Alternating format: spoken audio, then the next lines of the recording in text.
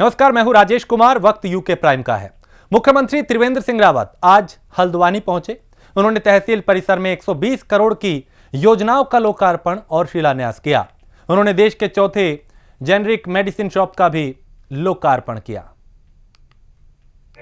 उन्हें मंत्रमुग्ध करते हैं और कुमाऊनी संस्कृति और कला का रंग बिखेरते हुए प्रदेश के पर्यटन व्यवसाय को भी गति प्रदान की। तो मुख्यमंत्री ने प्लाज्मा डोनेट करने वाले समाज सेवियों को सम्मानित भी किया। हमने रोजगार की दिशा में क्या काम किया है, शिक्षा की दिशा में क्या काम किया है, स्वास्थ्य की दिशा में क्या काम किया है, एक एक चीज़ का हिसाब, कितने लोगों को रोजगार दिया है, किस किस के माध्यम से दिया है, हमने सारा प्रेस कॉन्फ्रेंस करके और उनको सबको हमने हिसाब दिया है। हमें चाहते हैं कि सरकार ये पूर्ण पारदर्शिता के साथ काम करे। हल्द्वानी हमारा बड़ा हब है, हल्द्वानी हमारे कुमाऊं का द्वार है। हल्द्वानी मेडिकल कॉलेज में हमने आज यहाँ पर ऑडिटोरियम के लिए 8 करोड़ रुपये हम अभी बहुत जल्दी जारी कर रहे हैं। 17 करोड़ पहले इसमें दे दिया गया था। इसी तरह से जो कैंसर इंस्टीट्यूट है, इसके लिए जो भूमि है वो ऑनलाइन कर दी गई है। बहुत जल्दी उसकी परमिशन हमको प्राप्त हो जाएगी। तो यहाँ पर कैंसर इंस्टीट्यूट ये 4.25 हेक्टेयर में ये जो कि वन भूमि है उसको बना दिया जाएगा। इसी तरह से आई बैंक के लिए 25 लाख जारी कर दिए गए हैं और अब यहाँ के अस्पताल को उसके इक्विपमेंट्स उसके लिए खरीदने हैं। और देश भर में अनलॉक 5 शुरू हो गया है। इसी के तहत उत्तराखंड में भी अनलॉक 5 में भारी छूट दी गई है और बसों में यात्री वाहनों को 100% सीट क्षमता के साथ संचालन की छूट दी गई और चारधाम यात्रा पर आने वाले श्रद्धालुओं के लिए अनिवार्य कोविड जांच की शर्त को भी खत्म कर दिया गया। सरकार के इस फैसले की कांग्रेस प्रदेश अध्यक्ष प्रीतम सिंह ने निंदा की और कहा कि कोरोना के मामले लगातार बढ़ रहे हैं। ऐसे में बिना कोविड जांच के चारधाम यात्रा की अनुमति देना तीर्थ पुरोहितों और स्थानीय लोगों की जान के साथ खिलवाड़ है।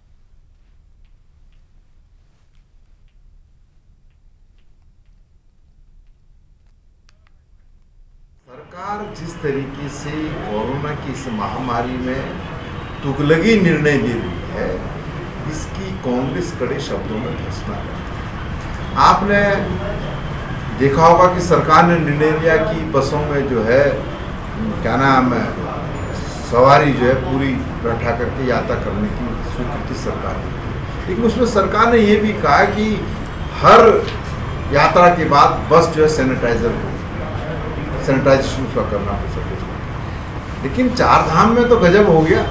उन्होंने कहा चारधाम जो जाएगा उसको कोरोना टेस्ट करने की आवश्यकता ही नहीं है। और वो इसलिए सरकार कह रही है कि उमा भारती जी भी गई थी, धन सिंह जी भी गए थे, कोरोना पॉजिटिव थे। इसलिए उन्होंने कहा कि जो पॉलिटिकल लोग जा रहे हैं और वो कोरोना पॉजिटिव है तो उनके खिलाफ सरकार कोई कार्रवाई करने का साहस तो नहीं उठा पा रही। तो उत्तराखंड में सियासी राजनीति का पारा चढ़ता जा रहा है। एक तरफ प्रमुख विपक्षी दल कांग्रेस ने अचानक धरना प्रदर्शन और रैलियों के जरिए अपनी रफ्तार बढ़ा दी है। दूसरी तरफ बीजेपी ने कोरोना काल के बीच में ही लोकार्पण, शिलान्यास और प्रदेश भ्रमण पर तेजी लानी शुरू कर दी है, जिससे पता लगता है कि दोनों दल अब चुनावी मोड में हैं।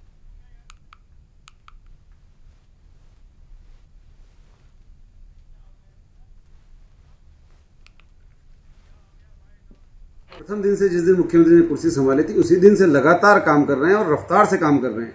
दिन रात एक करते हुए मुख्यमंत्री इस प्रदेश का चहुमुखी विकास कर रहे हैं। शिलान्यास हो, घोषणाएं हो, सबको जो हमली जामा पहनाया जा रहा है। डोंगर चाटी पुल कब आप देख लीजिए, यहाँ के फ्लाईओवर देख लीजिए। मुख्यमंत्री जी के कुशल नेतृत्व में बहुत सारे विकास के कार्य उत्तराखंड में लगातार हो रहे हैं और हमारे लिए तो हर दिन चुनाव है, क्योंकि हम लगातार जनता की सेवा में तत्पर रहते हैं। बीजेपी हर वक्त तैयार है, क्योंकि जनता ने जिस आशा के अनुरूप हमें जो है समर्थन दिया था उस पर हम खरे उतरे हैं। जो जो वादे बीजेपी ने किए थे, अपना घोषणा पत्र जो है कंप्लीट जो है पूरा किया है। तो निश्चित रूप से हम तो हमेशा तैयार हैं, क्योंकि हम विकास के काम करते हैं, जनता के आशाओं पे खरे उतरते हैं।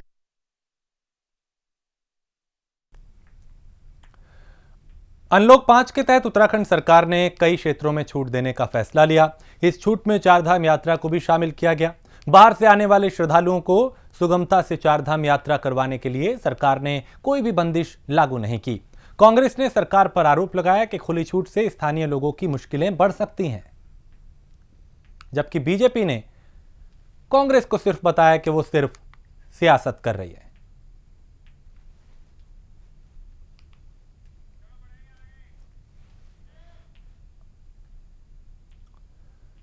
और रुड़की के एक निजी होटल में पत्रकार वार्ता का आयोजन किया गया, जिसमें पत्रकारों को संबोधित करते हुए किसानों के मुद्दों पर चर्चा हुई और इकबालपुर के Dhanashree agro private limited sugar mill के किसानों के बकाये भुगतान को लेकर बात रखी। डॉक्टर आनंदवर्धन शर्मा ने किसानों के हित में केंद्र सरकार ने 3 अध्यादेश बिल में संशोधन करने की मांग की, यानी जो कानून की शक्ल अब ले चुके हैं उसमें संशोधन की मांग की।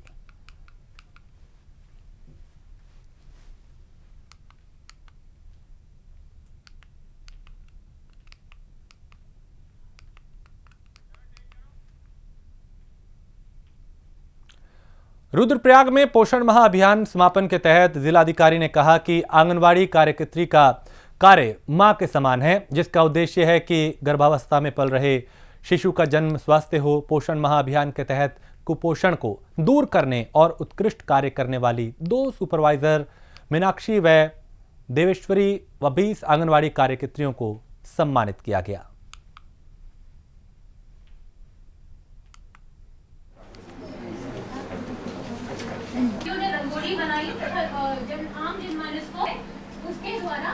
पोषण माह को अभियान के रूप में मनाए जाने के लिए बाल विकास परियोजनाओं के द्वारा काफ़ी सारे कार्यक्रम जनपद में आयोजित किए गए हैं, जिसमें मुख्य रूप से इनके द्वारा जो पोषण संबंधी जानकारी, सफाई स्वच्छता संबंधी जानकारी है वो गांव में लोगों तक पहुंचाई गई। सभी केंद्रों में ये कार्यक्रम आयोजित हुए। इनके दौरान स्वच्छता अभियान, पोषण किट का वितरण करना और बालिकाओं के हीमोग्लोबिन की जांच करना कार्यक्रम प्रमुख रूप से आयोजित किए गए। साथ ही जो हमारे यहाँ पर केंद्र हैं विभिन्न आंगनवाड़ी, उनमें पोषण पोटली को हम लोगों ने पहुँचाने का कार्यक्रम किया है, जिसके माध्यम से केंद्र में बच्चों को अंकुरित अनाज खिलाए जाने के लिए हम लोग प्रयास कर रहे हैं। अनलॉक 5 की शुरुआत हो चुकी है। ऐसे में अब हवाई सेवा, रेल सेवा और बस आर्थिक गतिविधियां धीरे धीरे पटरी पर लौटने लगी हैं। इसके चलते उत्तराखंड सरकार ने चारधाम यात्रा पर आने वाले श्रद्धालुओं को रियायत दी है। वहीं डीजीपी अनिल रतूड़ी ने कहा कि कोरोना प्रकोप के चलते लॉकडाउन से प्रदेश की आर्थिक स्थिति बिगड़ गई है, उस पर इसका प्रभाव पड़ा। अनलॉक 5 में हम प्रवेश कर रहे हैं और आवागमन अब फिर से सामान्य की ओर बढ़ रहा है। लगभग तीसरे सप्ताह से देश में कोरोना महामारी के चलते लॉकडाउन की स्थिति आई थी। उस समय संक्रमण कम था और एक ऐसी स्थिति थी जब उसके बारे में, बीमारी के बारे में जानकारी कम थी। देश को, प्रदेश को अपने तंत्र को तैयार करना था इस चुनौती के लिए। तो लॉकडाउन की वजह से बहुत सारे बिजनेस, ख़ास तौर से जो ऐसे लोग हैं जो दिनचर्या में रोज़ अपना काम करते हैं और रोटी कमाते हैं, उनको भी काफ़ी कठिनाइयाँ हुई हैं।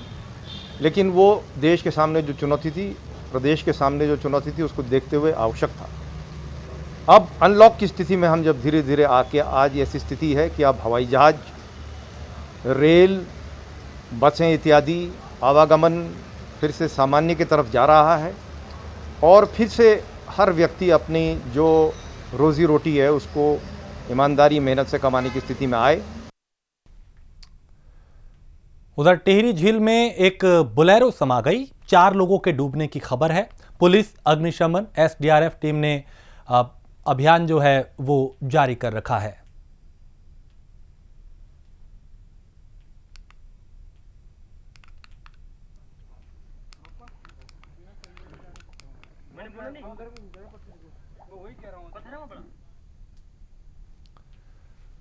और कोरोना के चलते देहरादून का गांधी पार्क बंद कर दिया गया था, जिसे खोलने की कवायद अब तेज कर दी गई। नगर आयुक्त विनय शंकर पांडे ने बताया कि अनलॉक 5 की गाइडलाइन आज आने के बाद हम लोग पार्क खोलने पर विचार कर रहे हैं। हम लोगों ने वहां पर साफ सफाई की व्यवस्था 2 दिन पहले से ही शुरू करा दी थी और सरकार की तरफ से कोई आदेश मिलने पर पार्क खोल देंगे।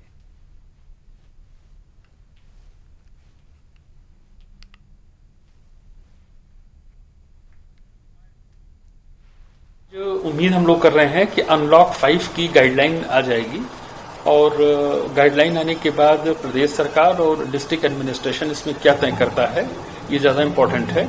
लेकिन हम उम्मीद कर रहे हैं कि चूंकि ये मार्च से लगातार बंद चल रहा है और हमारे जो मॉर्निंग वॉक इवनिंग वॉक करने वाले लोग, उनको काफ़ी दिक्कतों का सामना करना पड़ रहा है। साथ में हमारी वहाँ पर पूरा एक ओपन जिम भी है।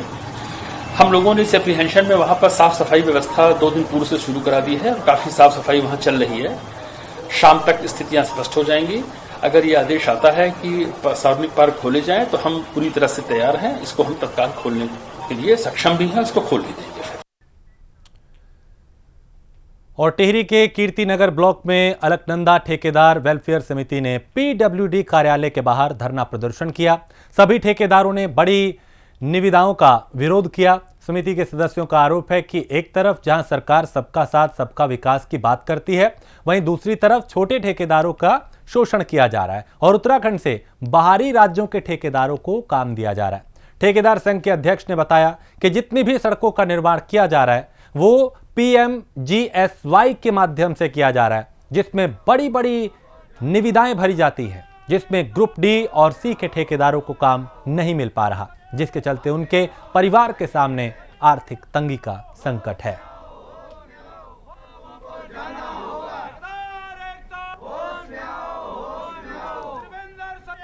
तो PWD कार्यालय के बाहर ठेकेदारों का ये प्रदर्शन, जहां बड़ी निविदाओं का विरोध करते हुए ये लोग नजर आए। और केंद्र सरकार के जरिए पास किए गए कृषि बिल को लेकर जारी विरोध प्रदर्शन थमने का नाम नहीं ले रहा।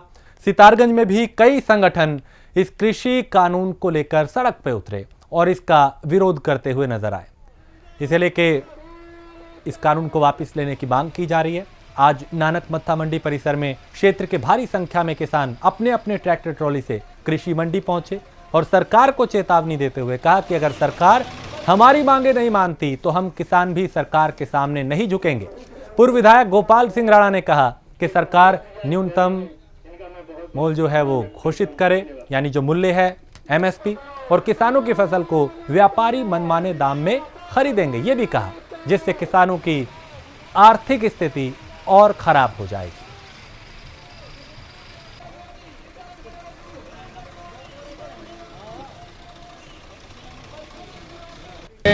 जो ये 3 विधेयक पारित किए हैं संसद में, उसके विरोध में आज देवभूमि नानक मत्ता में सारे किसानों ने कांग्रेस के साथ मिलकर के एक अपनी आक्रोश रैली, अपनी भड़ास निकाली, अपनी दिक्कत, अपने अत्याचार का अपनी बात कही है कि किसानों के साथ अन्याय हो रहा है और ये बिल वापस ले सरकार, और जो मंडियों का अस्तित्व खत्म किया जा रहा है वो जैसे चल रहा था पहले चलता रहा, और जो MSP जो न्यूनतम समर्थन मूल्य है उसके कम से कम उसके बराबर तो धान खरीदा जाए, न कि आज मैं समझता हूँ 1100-1200 में धान बिक रहा है, ये गलत है। और न्यूनतम समर्थन मूल्य जो है उसके अनुरूप धान की खरीद हो, हम ये कहते हैं। हाथरस घटना को लेकर हरिद्वार इसकी गूंज पहुंच चुकी है, जहां युवा कांग्रेस के जिला अध्यक्ष अमरदीप रोशन के नेतृत्व में कांग्रेस कार्यकर्ताओं ने प्रदर्शन किया और मुख्यमंत्री का पुतला फूंका।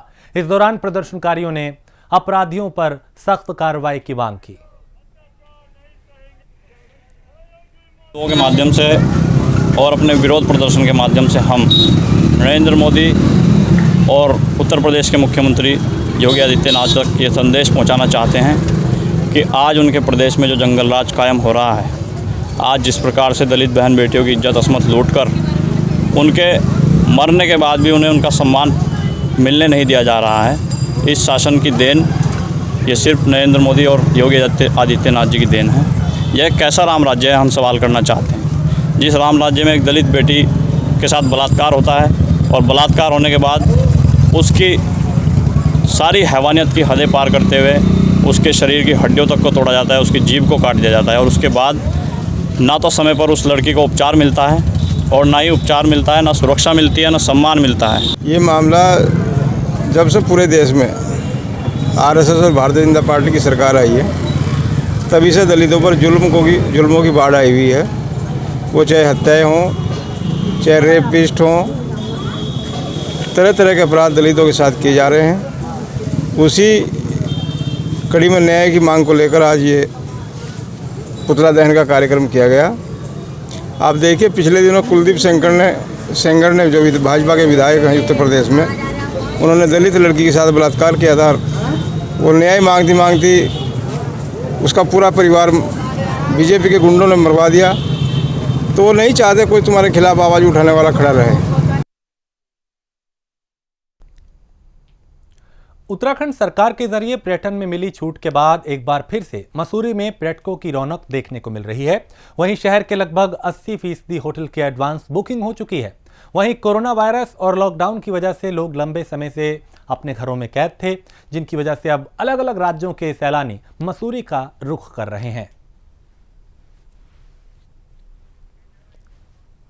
के बाद ही हमारा आना हुआ है। पहले ये था कि आप कोविड टेस्ट करा के आएंगे, कोविड रिपोर्ट दिखाएंगे आप ऑर्डर पे, उत्तराखंड यूपी के बॉर्डर, तभी आप आ सकते हैं। लेकिन जो गवर्नमेंट ने किया है, ये बहुत अच्छा कदम है कि टूरिस्ट मसूरी आ सकते हैं और ये अच्छी चीज़ है। गवर्नमेंट की तरफ से मैं इसको अच्छा कहूँगा। कैसा लग रहा है आपको मसूरी? बहुत अच्छा लग रहा है, अच्छा वेदर है, अच्छा एटमॉस्फेयर है, यहाँ घूमना बहुत अच्छा लग रहा है। सुबह हम आज लोग आए थे और यहीं पर ही रुकेंगे, तो बहुत अच्छा लग रहा है।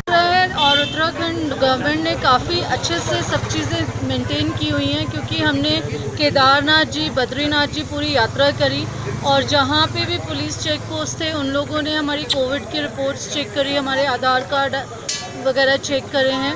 तो ये पता चल रहा है और ओवरऑल मार्केट्स में हम आ रहे हैं, लेकिन सैनिटाइजेशन वगैरह बहुत अच्छे से किया हुआ है और गवर्नमेंट स्पेशली ध्यान दे रही है कि मास्क लगाए हों। इन सब चीज़ों पे बहुत अच्छी तरीके से ध्यान दिया जा रहा है, क्योंकि कोविड अब एक ऐसी बीमारी हो चुकी है कि हमें जिसके साथ रहना है, अभी तक उसकी कोई मेडिसिन नहीं आई। काफ़ी दिन से, पिछले शायद 5-6 महीने से बंद था मसूरी, तो जो भी टूरिस्ट बाहर से आना चाह रहे थे नहीं आ पा रहे थे। तो अभी एकदम से जैसे उत्तराखंड में ओपन हुआ है और मसूरी भी ओपन हुआ है यहाँ, तो बहुत अच्छा लग रहा है। चहल पहल अच्छी है, लोग आ रहे हैं जो घूमने के लिए रुके हुए थे पिछले 5-6 महीने से, लोग आ रहे हैं और बहुत अच्छा लग रहा है। 23 सितंबर से जब से जो है सारी फाउंडेशन खत्म हो गई है कि कोविड रिपोर्ट की कोई आवश्यकता नहीं है, तब से मसूरी में जो है लगातार पर्यटकों का जो है काफ़ी मात्रा में आवाजाही बढ़ गई है। और इसी उसमें जो है 2 अक्टूबर, 3 तारीख और 4 तारीख को ये वीकेंड पड़ रहा है। इसमें जो है होटल एडवांस बुकिंग जो है मसूरी में काफ़ी हो चुकी है। इसके अलावा भारी संख्या में जो है पर्यटकों आने की उम्मीद भी है। इसके लिए हमने जो एक्शन प्लान तैयार किया है और अतिरिक्त फोर्स के लिए हमने जो है मांग SSP साहब से हमने मांग कर ली है और हमें जो है 2 अक्टूबर के आसपास हमें फोर्स मिल जाएगा। उसके अलावा हम लोग कोशिश करेंगे कि कहीं भी जाम ना लगे और पर्यटकों को जो है कहीं भी कोई असुविधा न होने पाए। इसके साथ साथ ये भी हम लोग चेक करेंगे कि सभी लोग जो है मास्क पहनेंगे और सोशल डिस्टेंसिंग का विशेष ध्यान रखेंगे।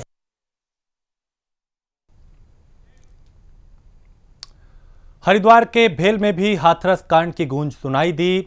हरिद्वार में एक पुतला दहन का कार्यक्रम किया गया, जिसमें महिलाओं ने अपनी सहभागिता जाहिर करते हुए कहा कि जिस तरह केंद्र और राज्य की सरकार महिलाओं का संरक्षण नहीं कर पा रही और लगातार महिलाओं के खिलाफ अपराध बढ़ रहा है, ये बहुत शर्म की बात है। हम ये मांग करते हैं कि जितनी भी इंटरनेट पर सोशल साइट हैं जिसमें अश्लीलता परोसी जा रही है, उसको तुरंत बंद किया जाए।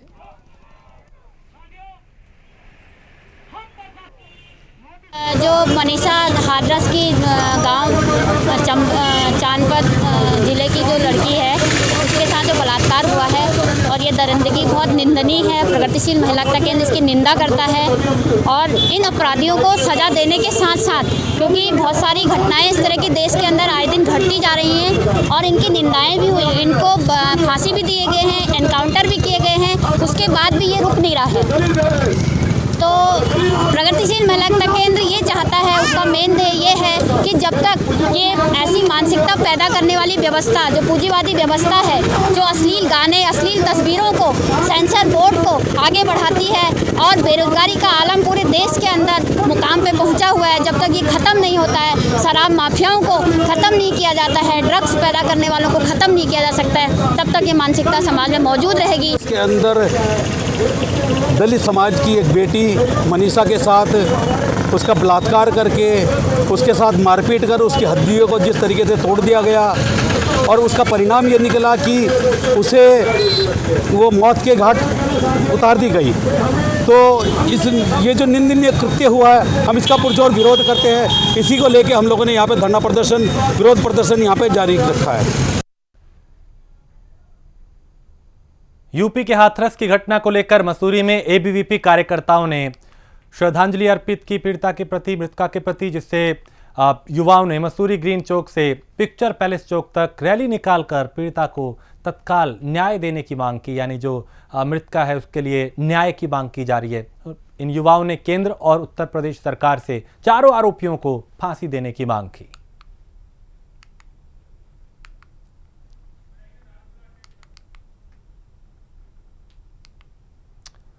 और हाथरस की गूंज जो है वो धारचूला में भी सुनाई दी। यहां वाल्मीकि समाज ने प्रदर्शन किया, कैंडल मार्च निकाला और आरोपियों को फांसी देने की मांग की है। पूरे देश में हाथरस कांड जो है उसकी गूंज सुनाई दे रही है।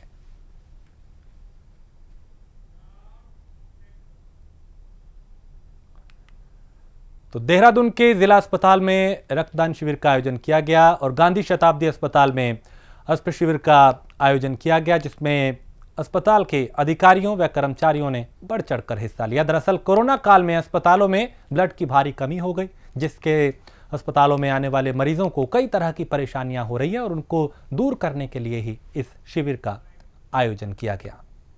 आज विश्व रक्तदान दिवस है और बहुत ही पुण्य का दिवस है आज, तो हमने पहले से प्लान किया था कि आज हम जो है रक्तदान दिवस मनाएंगे और यहाँ पे हमारी पैथोलॉजी के डॉक्टर उतरी थी और हमारी और भी टीम वालों ने सबकी हेल्प से हमने आज कैंप संपन्न किया।